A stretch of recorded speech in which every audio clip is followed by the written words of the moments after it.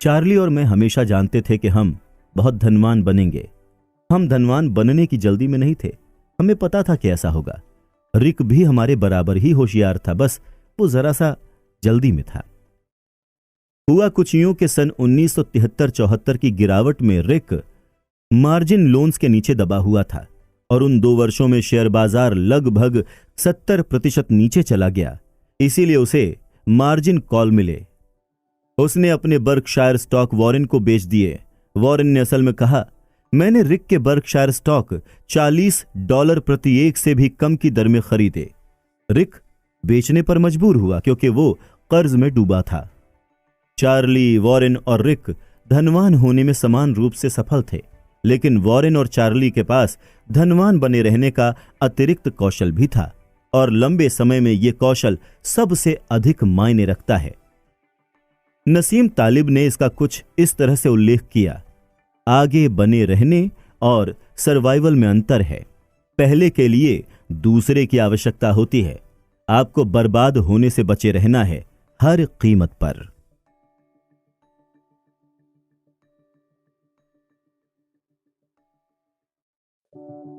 Survival mindset को वास्तविक संसार में लागू करने के लिए 3 बातों की परख आवश्यक है। पहला, बड़े प्रतिफल चाहने से अधिक मैं आर्थिक रूप से अटूट होना चाहता हूं, और अगर मैं अटूट हूं, मुझे लगता है कि मुझे बड़े प्रतिफल मिलेंगे क्योंकि मैं अधिक समय तक टिका रहूंगा, जिससे कंपाउंडिंग अपना कमाल दिखा सके। बुल मार्केट के दौरान कोई भी नकद धन रोक कर नहीं रखना चाहता।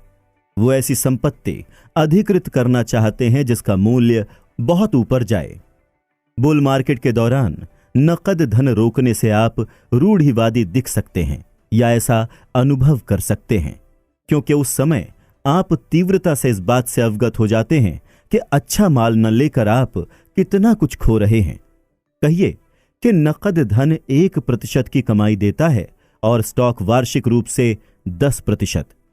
ये 9% का अंतर हर रोज आपको अंदर ही अंदर चुभता रहेगा। लेकिन अगर वही नकद धन आपको शेयर मार्केट के दौरान अपने स्टॉक बेचने से रोकता है, उस नकद धन पर आपने जो वास्तविक प्रतिफल पाया वो 1% प्रतिवर्ष नहीं है, यह उसका कई गुना हो सकता है, क्योंकि एक बार की अंधाधुंध गलत समय की स्टॉक बिक्री को रोकने से आपको आजीवन प्रतिफल में अधिक लाभ मिल सकता है, बजाय दर्जनों बड़े स्टॉक खरीदने के।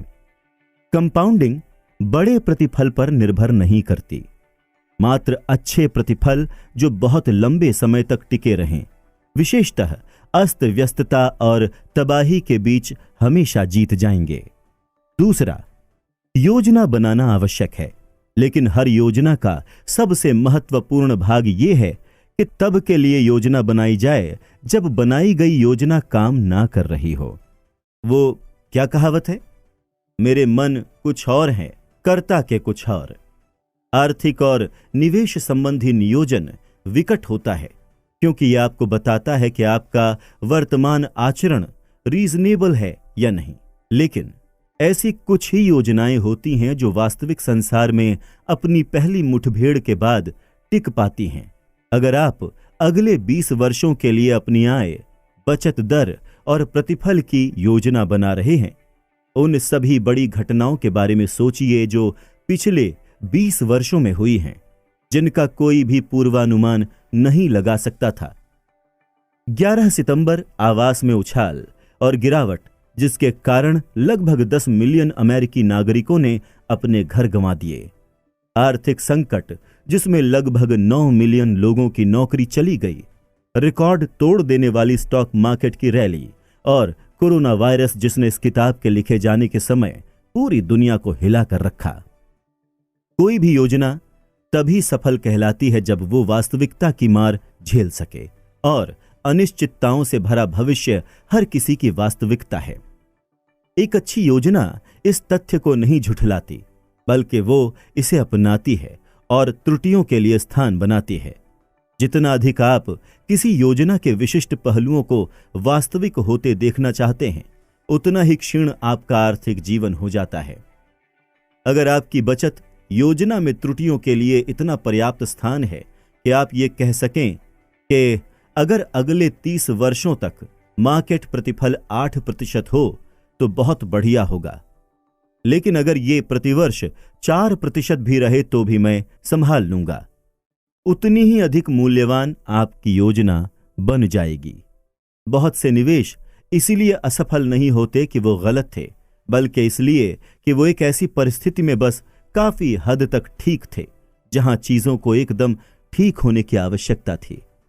त्रुटियों के लिए स्थान, जिसे अक्सर मार्जिन ऑफ सेफ्टी कहा जाता है, वित्त में सबसे अनप्रिडिक्टेड बल है। यह कई रूपों में पाया जाता है। एक इनएक्सपेंसिव बजट, फ्लेक्सिबल सोच और एक लूज टाइमलाइन, कुछ भी जो आपको विभिन्न नतीजों के साथ सुखपूर्वक रहने दे। यह रूढ़िवादी होने से अलग है। रूढ़िवादी होने का मतलब जोखिम के एक निश्चित स्तर से दूर रहना है। मार्जिन ऑफ सेफ्टी का मतलब जोखिम के एक स्तर पर अपनी सर्वाइवल की संभावना को बढ़ाकर सफल होने की संभाव्यता को बढ़ाना है। और इसका जादू कुछ ऐसा है कि जितनी अधिक आपकी सुरक्षा सीमा होगी, उतना ही कम अनुकूल परिणाम हासिल करने की आपकी अत्यावश्यकता। तीसरा, एक संतुलित व्यक्तित्व जो भविष्य को लेकर आशावादी हो, लेकिन भविष्य में पहुंचने के लिए रास्ते में आने वाली अड़चनों को लेकर आशंकित अत्यावश्यक है। आशावाद आमतौर पर इस धारणा के रूप में परिभाषित किया जाता है कि सब अच्छा होगा, लेकिन यह परिभाषा अधूरी है। विवेकपूर्ण आशावाद एक ऐसी धारणा है कि ऑड चीजें आपके पक्ष में हैं और चाहे बीच में कितनी भी विपत्ति का सामना करना पड़े, अंत में समय के साथ सब संतुलित होकर अच्छे परिणाम निकलेंगे। बल्कि आप ये जानते हैं, बीच में विपत्ति तो आएगी ही। आप इस बात को लेकर आशावादी हो सकते हैं कि लॉन्ग टर्म विकास की वक्र रेखा सही रूप से ऊपर की ओर जा रही है, लेकिन समान रूप से अवगत भी कि अब और तब के बीच का रास्ता लैंडमाइंस से भरा है और हमेशा भरा रहेगा। ये दो बातें परस्पर अनन्य नहीं हैं। ये अवधारणा के दीर्घकाल में कुछ उन्नत हो सकता है, भले ही शॉर्ट रन में हास्यास्पद लगे, ये सहज नहीं है, लेकिन जीवन में अधिकतर चीजें ऐसे ही काम करती हैं। 20 वर्ष की उम्र तक एक औसत व्यक्ति अपने मस्तिष्क के लगभग आधे साइनॉप्टिक कनेक्शंस खो देता है, जो 2 वर्ष की उम्र में उसके मस्तिष्क में थे। जैसे जैसे अप्रभावी और अनावश्यक तंत्रिका पथ साफ होते जाते हैं। लेकिन एक औसत 20 वर्षीय व्यक्ति एक औसत 2 वर्षीय बच्चे की तुलना में अधिक होशियार होता है। प्रगति के साथ विनाश न सिर्फ संभव है, बल्कि ये अधिकता से छुटकारा पाने का एक प्रभावी तरीका भी है। कल्पना कीजिए, अगर आप एक बच्चे के माता या पिता हैं और आप अपने बच्चे के मस्तिष्क के अंदर देख पाएं, हर सुबह आप पाएंगे कि बच्चे के मस्तिष्क में साइनैप्टिक कनेक्शंस कम होते जा रहे हैं। आप घबरा जाएंगे। आप कहेंगे, यह ठीक नहीं है, यहां तो क्षति और विनाश हो रहा है। हमें व्यवधान की आवश्यकता है, हमें डॉक्टर से मिलना होगा। लेकिन आप ऐसा करते नहीं। जो आप देख रहे हैं वो प्रगति का आम रास्ता है। अर्थव्यवस्था, मार्केट और करियर भी इसी प्रकार के पथ पर चलते हैं, क्षति के बीच विकास। लेकिन क्या आप जानते हैं कि इस पीरियड में क्या हुआ? आखिर कहां से शुरू करें? 9 बड़े युद्ध लड़ते हुए 1.3 बिलियन अमेरिकी मारे गए। कुल स्थापित की गई कंपनियों में से लगभग 99.9% बंद हो गईं। 4 यूएस राष्ट्रपतियों की हत्या कर दी गई। मात्र 1 वर्ष में लगभग 6,75,000 अमेरिकी फ्लू और महामारी में मारे गए। 30 अलग अलग प्राकृतिक आपदाओं में से प्रत्येक में कम से कम 400 अमेरिकी नागरिकों की मृत्यु हुई। 33 मंदियां कुल मिलाकर 48 वर्ष तक चलीं। उन मंदियों में से किसी एक का भी पूर्वानुमान करने वालों की संख्या 0 रही। स्टॉक मार्केट में किसी हाल ही की ऊंचाई से कम 102 बार 10% से अधिक की गिरावट हुई। कम से कम 12 बार स्टॉक्स के मूल्यों में 1/3 की गिरावट आई। 20 अलग अलग वर्षों में वार्षिक इन्फ्लेशन 7% से पार हुई।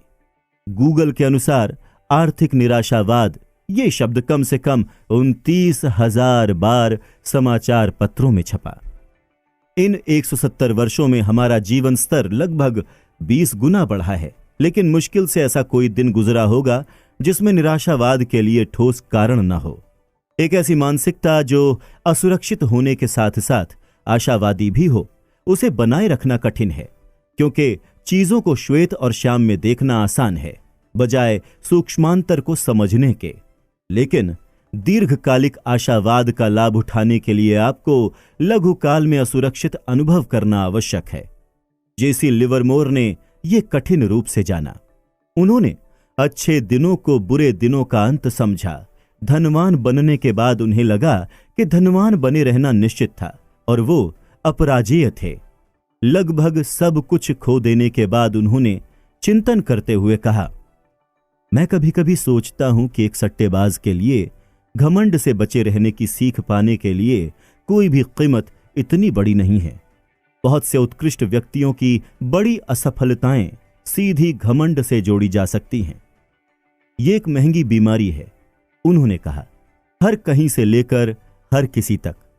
अब आगे हम एक और पहलू देखेंगे, ये समझने के लिए कि आपदा के बीच प्रगति को समझना इतना कठिन क्यों है।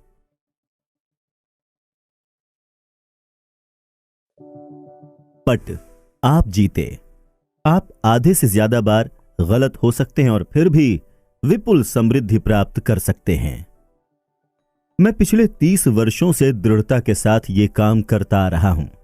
मुझे लगता है इसका साधारण गणित यह है कि कुछ परियोजनाएं काम करती हैं और कुछ नहीं करती। दोनों में से किसी की भी निंदा करने का कोई मतलब नहीं है, बस अगले की ओर बढ़ चलें। ब्रैड पिट एक स्क्रीन एक्टर्स गिल्ड अवार्ड स्वीकार करते हुए। हीन्स बर्गुएन सन 1936 में नाजी जर्मनी छोड़कर भागे। वो अमेरिका में जाकर बस गए, जहां उन्होंने यूसी बर्कले में साहित्य का अध्ययन किया। किसी भी प्रकार से अपनी युवावस्था में उन्होंने कुछ खास होनहारी नहीं दिखाई, लेकिन सन 1990 के दशक तक बर्गुएन हर तरह से तब तक के सबसे अधिक सफल कला व्यापारी बन चुके थे। सन 2000 में बर्गुएन ने अपने पिकासोस, बाक्स, क्लीज और मैटिसेस के महाकाय संग्रह का एक भाग जर्मन सरकार को 100 मिलियन यूरो से भी अधिक की कीमत में बेचा। यह इतना अच्छा सौदा था कि जर्मन सरकार ने इसे प्रभावी रूप से दान ही समझा। निजी मार्केट में उस संग्रह का मूल्य $1 बिलियन से भी अधिक था। एक अकेला व्यक्ति इतनी बड़ी तादाद में उत्कृष्ट कलाकृतियों को एकत्रित कर सके, यह अद्भुत है। कला बहुत ही सब्जेक्टिव होती है। कोई भी जीवन की शुरुआत में इसका पूर्वानुमान कैसे लगा सकता था कि इस शताब्दी में आगे चलकर सबसे लोकप्रिय कृतियां कौन सी होंगी। आप कह सकते हैं कौशल, आप कह सकते हैं भाग्य। निवेश कंपनी हॉरिजन रिसर्च ने एक तीसरा स्पष्टीकरण भी दिया और यह निवेशकों के लिए काफी उपयुक्त है। महान निवेशकों ने बड़ी मात्रा में कला की खरीदारी की। कंपनी ने लिखा, संग्रहों का एक उपवर्ग बढ़िया निवेश सिद्ध हुआ और उन्हें एक पर्याप्त रूप से लंबे समय तक रोक कर रखा गया, जिससे पोर्टफोलियो प्रतिफल पोर्टफोलियो के सर्वश्रेष्ठ तत्वों के प्रतिफल पर कन्वर्ज हो सके। यही है जो होता है। महान कला व्यापारियों ने इंडेक्स फंड्स की तरह कार्य किया। वो जो कुछ भी खरीद सकते थे उन्होंने खरीदा और उन्होंने ये सब पोर्टफोलियो में खरीदा, न कि अपनी पसंद के अनुसार एक एक कृति के रूप में। फिर उन्होंने बैठकर प्रतीक्षा की कुछ एक विजेताओं के उभरने की। बस यही है जो होता है। बर्गुएन की ही तरह किसी और द्वारा अक्वायर्ड कृतियों में से शायद 99% कम मूल्य की सिद्ध हुई हों, लेकिन इससे कुछ खास फर्क नहीं पड़ता अगर बाकी 1% किसी पिकासो जैसे कलाकार की कृतियां हों। बर्गुएन अधिकांश रूप से गलत हो सकते हैं और फिर भी आश्चर्यजनक रूप से सही सिद्ध हो सकते हैं। व्यवसाय और निवेश में भी बहुत सी चीजें ऐसे ही काम करती हैं। लॉन्ग ट्रेल्स परिणामों के वितरण के सबसे दूर के अंत का वित्त में अद्भुत प्रभाव होता है, जहां घटनाओं की एक छोटी संख्या अधिकतर परिणामों के लिए इन्फ्लुएंशियल हो सकती है। यह समझना कठिन हो सकता है तब भी जबकि आप गणित समझते हों। यह बिल्कुल सहज नहीं है। कि एक निवेशक आधा समय गलत हो और फिर भी समृद्धि प्राप्त कर ले। इसका मतलब यह है कि हम इस बात को कम आंकते हैं कि अनेक चीजों का असफल होना कितनी आम बात है, और यही हमें ऐसा होने पर बड़ी प्रतिक्रिया देने पर मजबूर करता है। स्टीमबोट विली ने वॉल्ट डिज्नी को एनिमेटर के रूप में प्रसिद्ध किया। व्यावसायिक सफलता अलग बात थी। डिज्नी का पहला स्टूडियो दिवालिया हो गया। उसकी फिल्मों का निर्माण भीषण रूप से महंगा था और चौंकाने वाली शर्तों पर फाइनेंस्ड। सन 1935 तक डिज्नी 400 कार्टून्स का निर्माण कर चुका था। उनमें से अधिकतर संक्षिप्त थे, अधिकतर दर्शकों के पसंदीदा थे और अधिकतर ने नुकसान उठाया। Snow white and seven dwarfs ने सब बदल कर रख दिया। सन 1938 के पहले 6 महीनों में उसने $8 मिलियन कमाए, जो कंपनी की पिछली किसी भी कमाई से एक परिणाम क्रम से अधिक था। इसने डिज्नी स्टूडियोज को रूपांतरित करके रख दिया। कंपनी का सारा ऋण चुका दिया गया। मुख्य कर्मचारियों को रुका हुआ बोनस मिल गया। कंपनी ने बुरबेंक में एक नया नवोन्नत स्टूडियो खरीदा, जहां यह आज भी स्थित है। एक ऑस्कर ने वॉल्ट को लोकप्रिय से पूर्णतया यशस्वी बना दिया। सन 1938 तक वो कई सौ घंटों की फिल्म का निर्माण कर चुके थे, लेकिन उद्योग की भाषा में स्नो वाइट के 83 मिनट ही थे जो मायने रखते थे। कुछ भी जो बड़ा, लाभदायक, प्रसिद्ध या प्रभावशाली है, एक पुच्छ घटना का परिणाम है, लाखों में से एक दूरस्थ घटना। और हमारा अधिकतर ध्यान ऐसी चीजों पर जाता है जो बड़ी, लाभदायक, प्रसिद्ध या प्रभावशाली हों। जब वो अधिकतर चीजें जिन पर हमारा ध्यान जाता है वो एक पुच्छ का परिणाम हो, तो इस बात को कम महत्व देना आसान हो जाता है कि वो कितनी दुर्लभ और शक्तिशाली हैं। कुछ टेल ड्रिवन उद्योग प्रत्यक्ष हैं। वेंचर कैपिटल को ही लीजिए। अगर कोई वीसी 50 निवेश करे तो वो संभवतः उनमें से आधे की असफलता की अपेक्षा करते हैं, 10 के काफी अच्छा करने की और 1 या 2 के बोनेंजा होने की, जो पूंजी के प्रतिफल के 100% का संचालन कर सके। एक बार निवेश कंपनी कोरिलेशन वेंचर्स ने आंकड़ों की संगणना की। सन 2004 से सन 2014 के बीच 21,000 से अधिक उद्यम वित्तीयन में से 65% का पैसा डूब गया। 2.5% निवेश ने 10 से 20 गुना के बीच कमाया। 1% ने 20 गुना से अधिक प्रतिफल कमाया। 0.5% 21,000 में से लगभग 100 कंपनियों ने 50 गुना से अधिक की कमाई की, और यहीं से उद्योग का अधिकांश प्रतिफल आता है। आप सोचेंगे कि यही है जो वेंचर कैपिटल को इतना जोखिम भरा बना देता है, और वीसी में निवेश करने वाला हर व्यक्ति जानता है कि यह जोखिम से भरा है। अधिकतर स्टार्टअप असफल हो जाते हैं और विश्व में बस कुछ एक को ही महासफल होने का अवसर मिलता है। अगर आपको अधिक सुरक्षित, प्रिडिक्टेबल और अधिक स्थिर प्रतिफल चाहिए तो आपको बड़ी सार्वजनिक कंपनियों में निवेश करना होगा। ऐसा ही आप सोचते होंगे। याद रखिए, पुच्छ से ही सब संचालित होता है। बड़े सार्वजनिक स्टॉक में समय के अंतराल में सफलता का वितरण वेंचर कैपिटल से ज्यादा अलग नहीं है। अधिकतर सार्वजनिक कंपनियां बेकार हैं, कुछ अच्छा करती हैं और बहुत ही थोड़ी अद्भुत विजेता बन जाती हैं, जिनके हाथ में स्टॉक मार्केट का अधिकांश प्रतिफल होता है। जेपी मॉर्गन एसेट मैनेजमेंट ने एक बार रसेल 3000 सूचकांक के लिए प्रतिफल का वितरण प्रकाशित किया, जो सन 1980 से सार्वजनिक कंपनियों का एक बड़ा विस्तृत समूह है। रसेल के सभी 3000 स्टॉक घटकों में से 40% ने कम से कम अपना 70% मूल्य गंवा दिया और इस अवधि में कभी उबर नहीं पाए। प्रभावी रूप से सूचकांक का कुल प्रतिफल 7% घटक कंपनियों से आया, जिन्होंने लगभग 2 मानक विचलन से बेहतर प्रदर्शन किया। ऐसी अपेक्षा आप शायद वेंचर कैपिटल से करेंगे, लेकिन एक बोरिंग और डाइवर्सिफाइड इंडेक्स के अंदर यही होता है। सार्वजनिक कंपनियों के इस वर्चस्व से कोई भी उद्योग बचा नहीं है। आधे से ज्यादा सार्वजनिक प्रौद्योगिकी एवं टेलीकॉम कंपनियां अपना अधिकतर मूल्य खो देती हैं और फिर उबर नहीं पाती। यहां तक कि पब्लिक यूटिलिटीज में भी असफलता की दर 10 में से 1 से अधिक है। यहां पर दिलचस्प बात यह है कि आपको एक सार्वजनिक कंपनी और रसेल 3000 का सदस्य बनने के लिए सफलता का एक स्तर प्राप्त करना होगा। ये स्थापित संस्थाएं हैं, न कि कोई अविश्वसनीय स्टार्टअप। फिर भी अधिकतर का जीवन काल वर्षों में मापा जाता है, न कि पीढ़ियों में। इनमें से एक कंपनी का उदाहरण लेते हैं, कैरोल को। रसेल 3000 सूचकांक की एक पूर्व सदस्य। इसने सन 1980 और 90 के दशकों की कुछ सबसे बड़ी फिल्मों का निर्माण किया, जिसमें रैम्बो की पहली 3 फिल्में, टर्मिनेटर 2, बेसिक इंस्टिंक्ट और टोटल रिकॉल शामिल है। कैरोल को सन 1987 में सार्वजनिक हो गई। उसे बहुत सफलता मिली और उसने एक के बाद एक हिट फिल्में दी। सन 1991 में कैरोल्को ने $500 बिलियन का मुनाफा कमाया, $400 मिलियन के मार्केट कैप के साथ, जो उस समय में बड़ी राशि थी, खास करके एक फिल्म स्टूडियो के लिए। और फिर वो असफल हो गई। ब्लॉकबस्टर फिल्में आनी बंद हो गईं।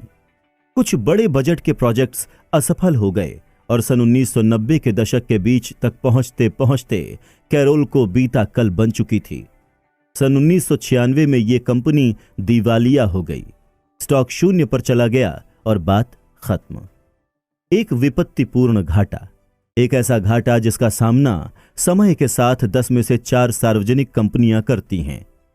कैरोल्को की कहानी बताने लायक इसलिए नहीं है कि यह अनोखी है, बल्कि इसलिए कि यह बहुत आम है।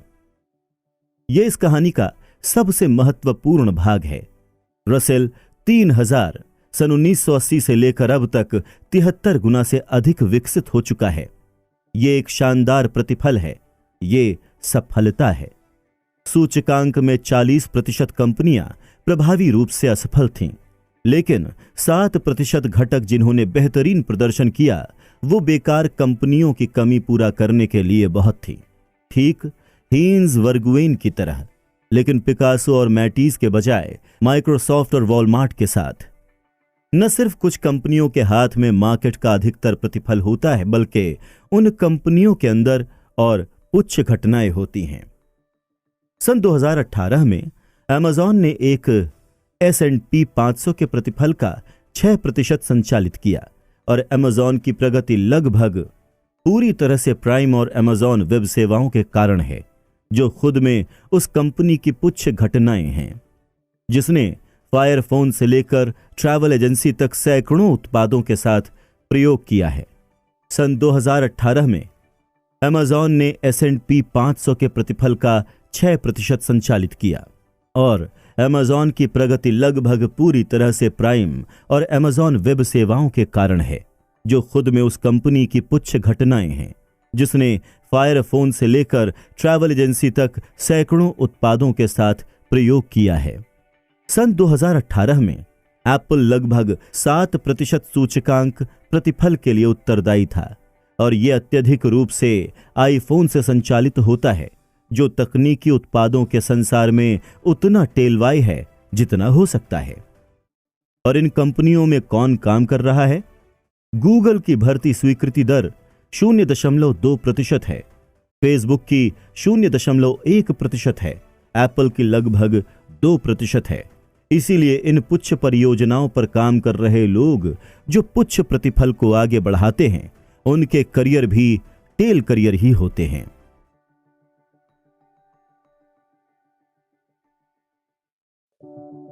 ये अवधारणा कि कुछ चीजें अधिकतर परिणामों के लिए उत्तरदायी होती हैं, मात्र आपके निवेश पोर्टफोलियो की कंपनियों के लिए लागू नहीं होती। ये निवेशक के रूप में आपके आचरण का भी एक महत्वपूर्ण पहलू है। नेपोलियन ने सेना प्रवीण की परिभाषा कुछ इस प्रकार दी: एक ऐसा आदमी जो एक आम कार्य को अंजाम दे सके जब उसके चारों तरफ सब व्याकुल हो रहे हों। निवेश में भी यही नियम लागू होता है। अधिकांश वित्तीय सलाह आज के बारे में होती है, आपको बिल्कुल अभी क्या करना चाहिए और आज खरीदने के लिए कौन से स्टॉक अच्छे दिख रहे हैं। लेकिन अधिकतर समय आज उतना महत्वपूर्ण नहीं होता।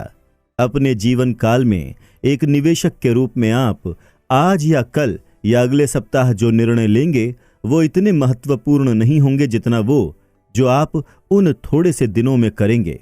संभवतः कुल समय का 1% या उससे भी कम, जब आपके चारों तरफ सब लोग व्याकुल हो रहे हों। सोचिए, अगर आप हर महीने $1 बचाएं तो सन 1900 से लेकर सन 2019 के बीच कितनी बचत करेंगे? आप वो $1 हर महीने यूएस स्टॉक मार्केट में निवेश कर सकते हैं, फिर चाहे बारिश हो या धूप। इस बात से फर्क नहीं पड़ता कि अर्थशास्त्री किसी निकट मंडराती मंदी या नए बियर मार्केट के लिए शोर मचा रहे हों। आप बस निवेश कर रहे हैं। एक निवेशक जो ऐसा कर रहा है उसे सू नाम दे देते हैं। लेकिन शायद मंदी के दौरान निवेश करना बहुत डरावना लगे, तो जब अर्थव्यवस्था मंदी में न हो तब आप अपना $1 स्टॉक मार्केट में निवेश करेंगे। महामंदी के समय सब बेच देंगे और अपने मासिक $1 की नकद के रूप में बचत करेंगे, और जब महामंदी खत्म होगी तो आप फिर से सब कुछ वापस स्टॉक मार्केट में लगा देंगे। इस निवेशक को हम जिम कहेंगे। या फिर मंदी का डर मन में बैठने में आपको कुछ महीने लगते हैं और फिर आत्मविश्वास जुटाकर वापस मार्केट की ओर जाने में कुछ और समय लगता है। जब मंदी ना हो तो आप स्टॉक्स में $1 निवेश करते हैं, मंदी शुरू होने के 6 महीने बाद बेच देते हैं और मंदी खत्म होने के 6 महीने बाद वापस निवेश करते हैं।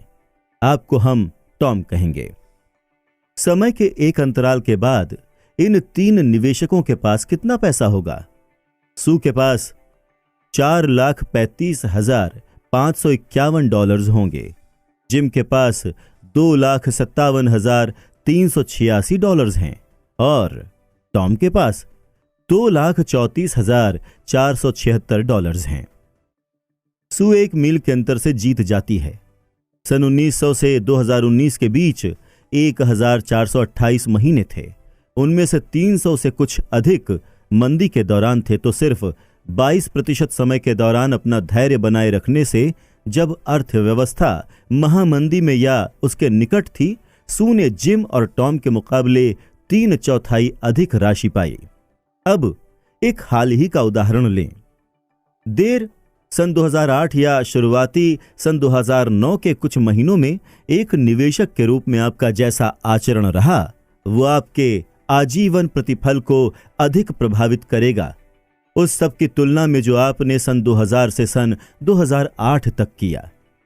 विमान चालकों पर एक पुराना चुटकुला है कि उनका काम घंटे दर घंटे बोरियत का है, बस बीच में सरासर दहशत के कुछ लम्हों के अलावा।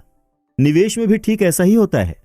एक निवेशक के रूप में आपकी सफलता इस बात से निर्धारित होगी कि आप बीच में आने वाले उन दहशत के लम्हों में कैसे रिएक्शन देते हैं, न कि गाड़ी को नियंत्रण में रखने के लिए बिताए वर्षों से।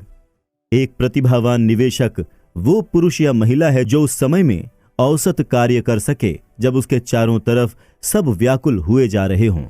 सारा संचालन उच्च के द्वारा ही होता है।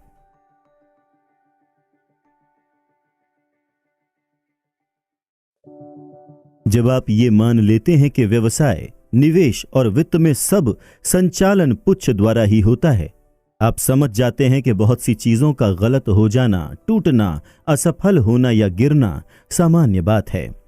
अगर आप स्टॉक अच्छी तरह चुनना जानते हैं, शायद आप आधी बार ठीक होंगे। अगर आप एक अच्छे बिजनेस लीडर हैं, तो शायद आपके आधे उत्पाद और स्ट्रैटेजी आइडियाज काम करेंगे।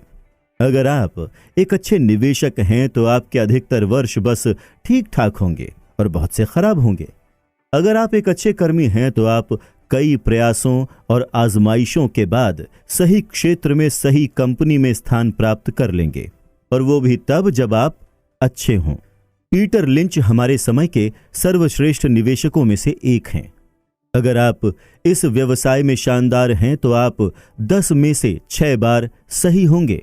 उन्होंने एक बार कहा था, कुछ ऐसे क्षेत्र हैं जहां आपको हर बार निपुण होना आवश्यक है, उदाहरण के लिए विमान उड़ाना, और फिर ऐसे भी क्षेत्र हैं जहां आपको कम से कम हर बार काफी अच्छा होना जरूरी है, जैसे कि एक रेस्तरां का बावर्ची।